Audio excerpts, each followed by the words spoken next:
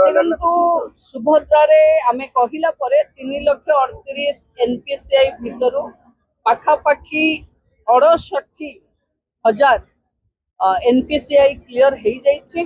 मु भावुची तांको personally approach करने को पड़ो कारण आम मुख्यमंत्री कहते जे गोटे भी योग्य हिताधिकारी बाद पड़े ना। तेणु जेपर्यंत हिताधिकारी जोड़ी होते से पर्यंत सुभद्रा मिलुथिबो। प्रथम किस्ती जो माने जोड़ी हेबे मार्च 8 रे से माने प्रथम किस्तीर पैसा भी पाइबे, द्वितीय किस्तीर पैसा भी पाइबे। देखंतु सुभद्रा होचे महिलांको पाई एक विकासर मूलपिंड।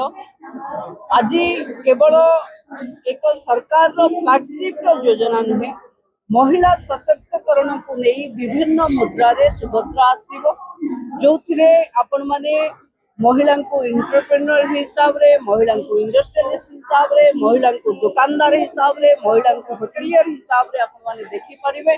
ये केवल आरंभ मात्र, आगो को अनेक किछि महिलांकर विकास रे सरकार को करिवार।